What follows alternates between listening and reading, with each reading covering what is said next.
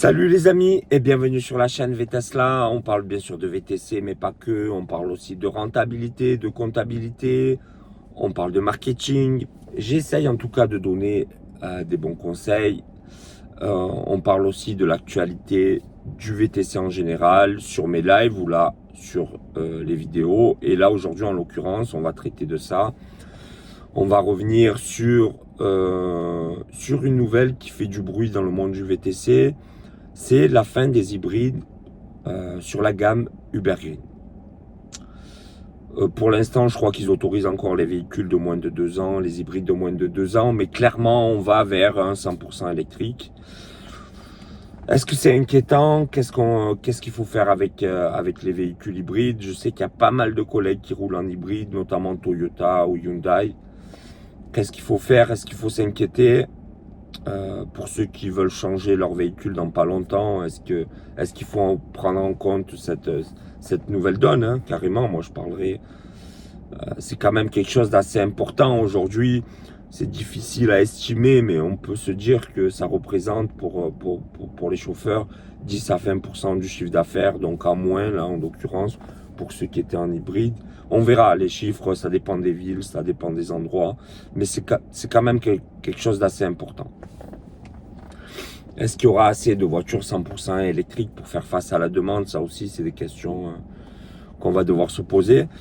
Mais nous, aujourd'hui, c'est ce qui m'intéresse, c'est qu'est-ce qu'il faut faire, qu'est-ce qu'on va advenir pour ceux qui roulent en hybride.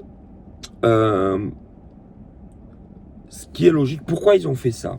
Donc la première raison qui vient à l'esprit, c'est ils ont fait ça pour l'image. Donc on sait aujourd'hui que le côté green, le côté vert, le côté, c'est un peu le côté écolo, c'est vendeur.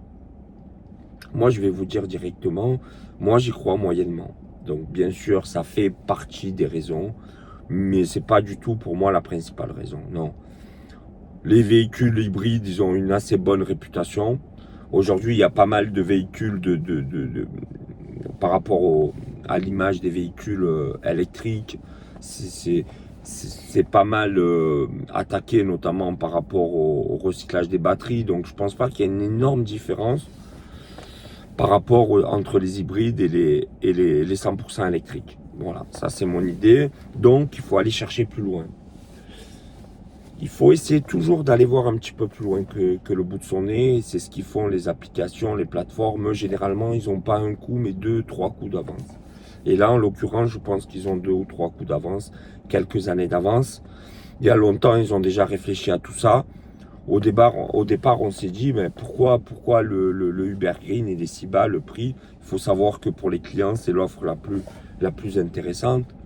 Donc on se disait, peut-être que finalement, comme ils avaient accepté des voitures hybrides, certaines qui étaient très âgées, de 2010, 2008, on se disait, c'est pas si étonnant que ça qu'ils fassent partie des prix les plus bas de l'application, puisque finalement, c'est des voitures qui sont assez anciennes. Mais là, on se rend compte que finalement, maintenant, la donne a complètement changé.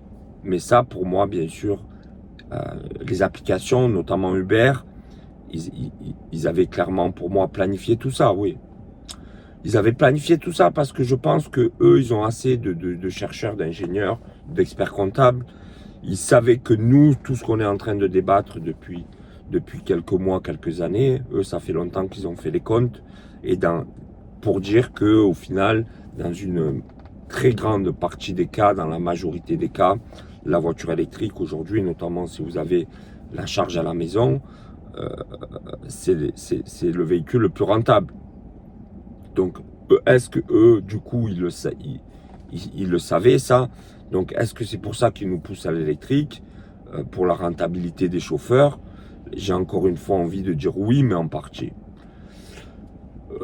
Je ne dis pas qu'ils ne se soucient pas de la rentabilité du chauffeur, parce qu'à moyen et à long terme, si les gens ils sont plus rentables, ils vont arrêter, ils auront donc moins d'offres et moins de chauffeurs disponibles. Mais aujourd'hui, ce qui compte pour les plateformes en premier, clairement, pour moi, ça reste la satisfaction client. Que le client soit satisfait, c'est ça qui importe pour les plateformes, hein, clairement. Et Alors tout ça, pourquoi? Pour dire qu'aujourd'hui, c'est clair comme de l'eau de roche, le fait de supprimer les voitures hybrides et notamment du coup un parc d'automobiles assez ancien, il va rester quoi? Il va rester les voitures électriques qui sont récents, donc non seulement un parc automobile renouvelé, très important, quasi neuf on va dire, hein, mais en plus de ça, aujourd'hui les voitures électriques c'est principalement Tesla. Donc qu'est-ce qui se passe? Ce qui se passe, c'est que le client qui va commander sur la gamme Uber Green, il a de grandes chances de se retrouver avec une Tesla quasi neuve.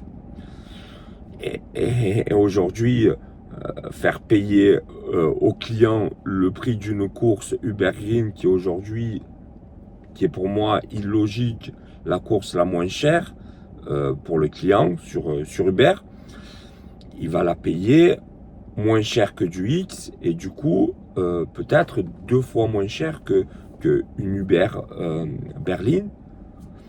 Uber Berlin, je le rappelle, ou Tesla, ou ces mêmes modèles 3 ou modèle Y sont éligibles à la gamme Uber Berlin.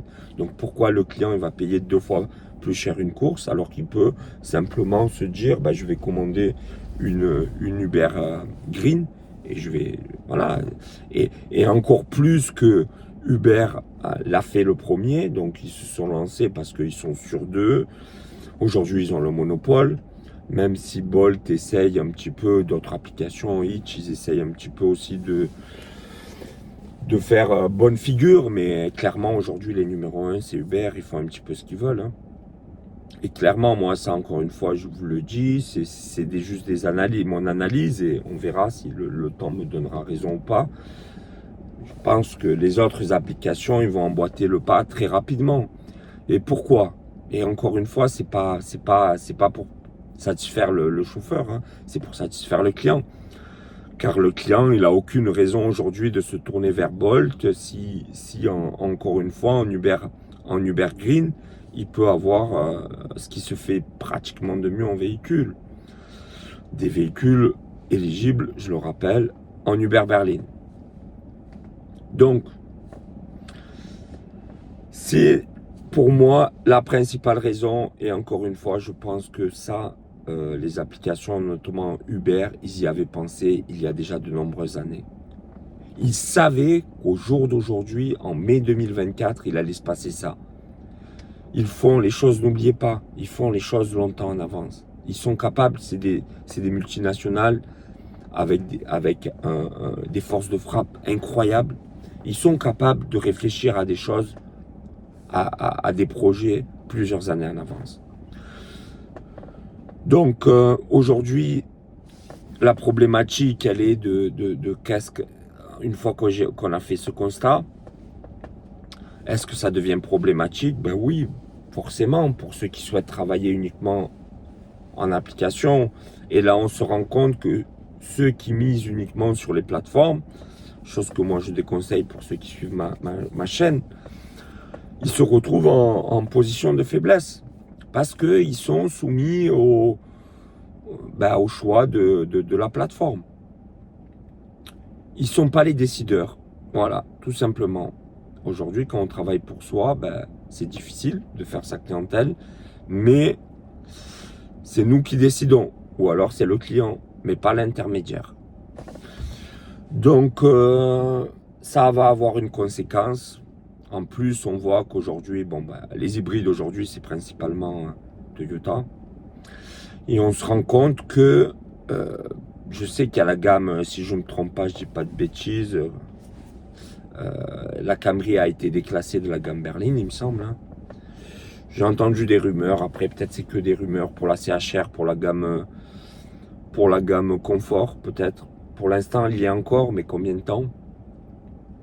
Donc si vous avez une voiture, par exemple la Camry, elle perd, pour celles qui auront plus de 2 ans, perd la gamme Green, elle perd la gamme Berlin. Vous perdez beaucoup de chiffre d'affaires, quoi. Donc pour les collègues qui ont fait des investissements, je comprends que c'est pas évident. C'est pas évident. Qu'est-ce qu'il faut faire? Donc c'est le cœur du problème. Parce qu'une fois maintenant, quand on a fait le constat, on se dit, qu'est-ce qu'on fait? Qu'est-ce qu'on fait? Donc, il nous pousse à ça, il nous pousse clairement à l'électrique. Pour ceux qui me suivent, ils savent que moi, je suis favorable, bien sûr, à la voiture électrique pour des raisons que sûrement eux aussi, ils ont identifiées de rentabilité. Moi, ce que je déplore, c'est qu'on nous force à le faire, peut-être pour certains, peut-être un peu trop rapidement, ou comme je l'ai dit, pour les collègues qui ont fait des investissements. Il faudrait peut-être que ça soit plus un passage plus progressif.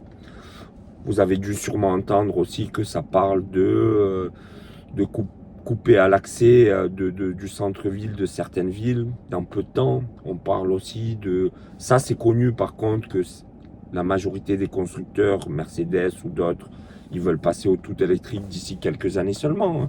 Ça parle de 2035. Donc on se dit, ça fait 10 ans, mais finalement 10 ans, c'est peu. Ça va vite.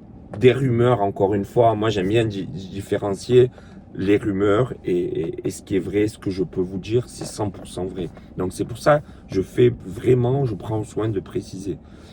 Il y a des rumeurs qui disent que peut-être sur les plateformes, d'ici 2030, en tout cas assez rapidement, on va nous imposer un 100% électrique. Encore heureux que pour l'instant c'est rentable. Et vous le savez que moi je défends la rentabilité, donc aujourd'hui je défends les voitures électriques. Mais c'est pas dit que dans 5 ans, ça soit toujours le cas. On verra ce qui se passera. Donc les vraies problématiques qui sont liées à la voiture électrique, c'est est-ce que le coût des voitures électriques, notamment de l'électricité surtout, est-ce qu'il va exploser? C'est ça, hein, les anti-véhicules électriques qui disent ouais mais ça use les pneus des voitures électriques, ils polluent l'atmosphère, ou la voiture électrique elle fait pas de bruit quand elle démarre. Moi j'aime quand ça fait vroom vroom. Tout ça, j'espère qu'on a quand même avancé dans le débat et qu'on laisse toutes ces bêtises de côté et qu'on essaie d'aller vers les vrais problèmes qui nous attendent pour le véhicule électrique, qui sont selon moi, on va être soumis à ce prix de l'électricité qui peut être instable, même si je pense que dans les 2-3 ans, ça va rester stable, d'où je pense que c'est toujours un bon moment pour investir dans une voiture électrique, ou la problématique des éventuelles taxes qui vont arriver sur non seulement, vous savez, là pour l'instant on a des bonus écologiques, mais qui nous disent ce qui va se passer dans quelques années. C'est ces problèmes-là sur lesquels il va falloir un petit peu, et peut-être aussi le problème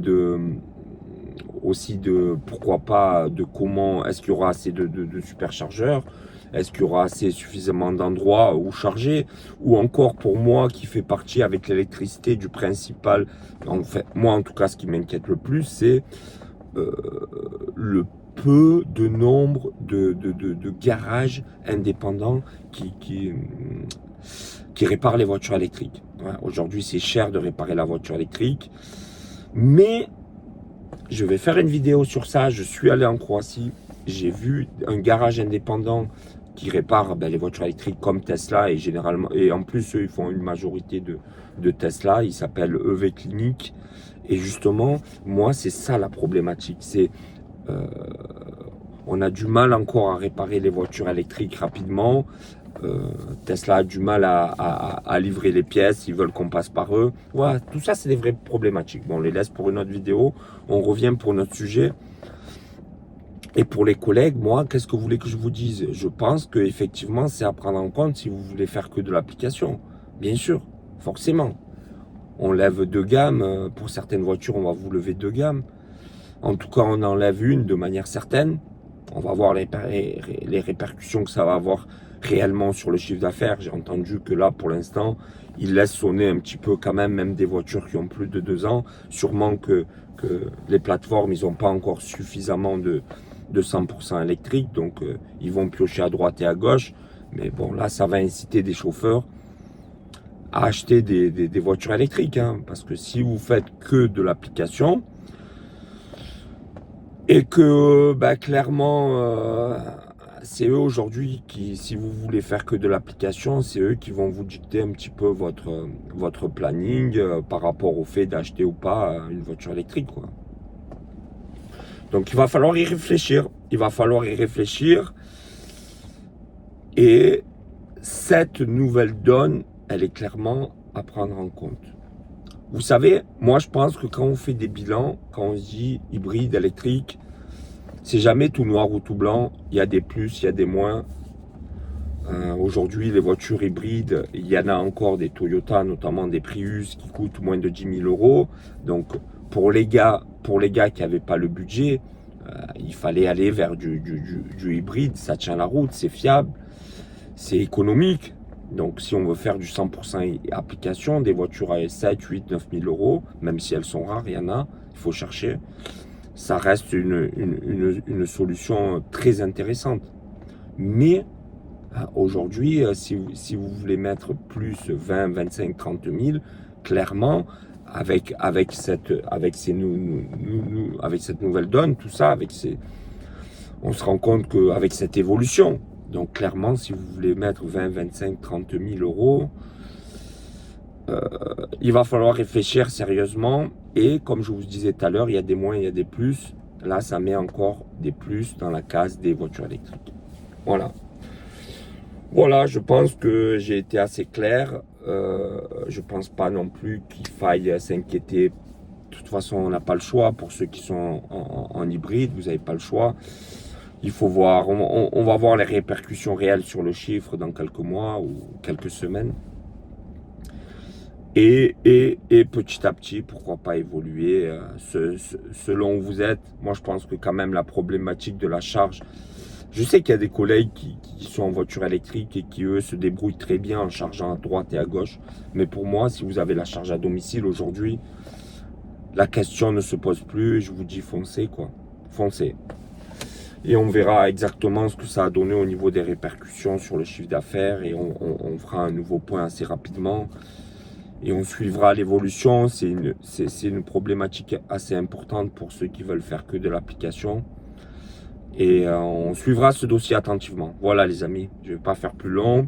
On en reparlera, venez sur les lives, on en parle aussi.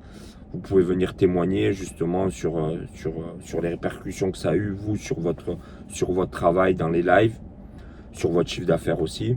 Voilà les amis, pour ceux qui ne sont pas abonnés, abonnez-vous. Ça fait toujours plaisir. On se retrouve souvent. Récemment, je suis parti un petit peu me reposer. Je suis revenu en pleine forme.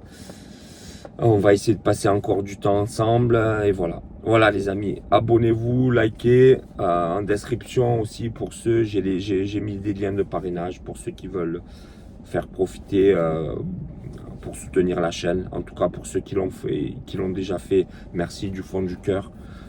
Je sais que Uber en ce moment il donne rien aux filleuls, donc à vous, à ceux qui mettaient le code parrainage. Peut-être que ça changera, ça change souvent. Moi je pense que ça va rechanger, mais quand on ne sait pas. Peut-être que ça sera rapide, peut-être pas. En tout cas, renseignez-vous auprès des plateformes. Voilà les amis, à bientôt. On se dit à très vite.